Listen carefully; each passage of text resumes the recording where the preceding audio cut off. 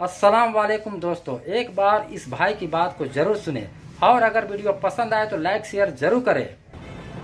इधर आइए भाई साहब, मुसलमान हो, आतंकवादी हमला आपने नहीं कराया, जस्टिफिकेशन दे रहे हो। कब तक इस देश को सबूत देते रहोगे कि तुम आतंकवादी नहीं हो? कब तक इस देश को प्रमाण देते रहोगे कि भाई तुम इस देश से मोहब्बत करते हो? अब प्रमाण देने का वक्त नहीं है। पहलगाम में जो हमला किया वो इस देश के वासियों ने नहीं किया, वो आतंकवादियों ने किया, और वो आतंकवादी भारतीय मूल के नहीं थे। लेकिन जब भी कोई हमला होता है, हमला करने वाला भारतीय नहीं था, लेकिन गाज किस पे गिरी? भारतीय व्यक्ति पे गिरी, भारतीय मुसलमान पे गिरी। क्यों जस्टिफिकेशन देना पड़ रहा है इस देश के मुसलमान को हर बात पर? क्यों इस देश में बार बार मुसलमानों को साबित करना पड़ रहा है कि वो देश के साथ हैं, वो देशभक्ति उनके दिलों और जज्बात में घुल मिल चुकी है? इस देश ने राष्ट्रपति एपीजे अब्दुल कलाम को साथ को देखा, इस देश ने वीर अब्दुल हमीद को देखा, इस देश ने बिस्मिल्लाह खां को देखा। इसके बावजूद इस देश में मुसलमानों को जस्टिफिकेशन देनी पड़ रही है, बार बार ये साबित करना पड़ रहा है कि वो देश के साथ हैं और देशभक्त हैं। ये एक साजिश है।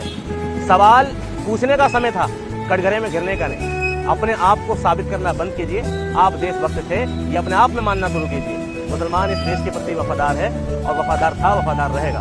सवाल पूछिए कि पहलगाम में वो आतंकवादी आया तो आया कहाँ से? सवाल पूछिए कि किसका इंटेलिजेंस फेलियर है? सवाल पूछिए कि उस आतंकवादी गतिविधि के बाद सरकार क्या कदम उठा रही है? सवाल पूछिए कि जो नेता 370 की बहाली के बाद आतंकवादियों पर ठीक है शिकंजा कसने की बात करते थे, वहां आतंकवादी हमला हो कैसे गया?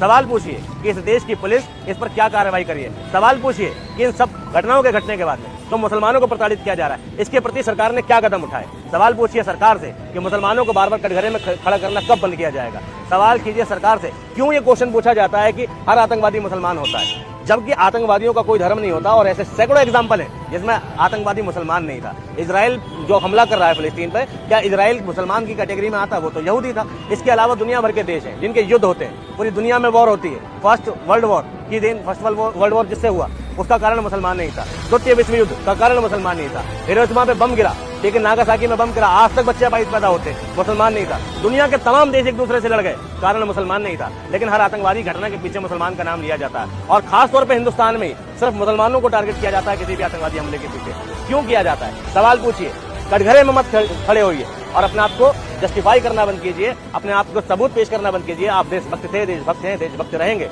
इसलिए सवाल पूछिए इस देश की सरकारों से। जय हिंद, जय भारत।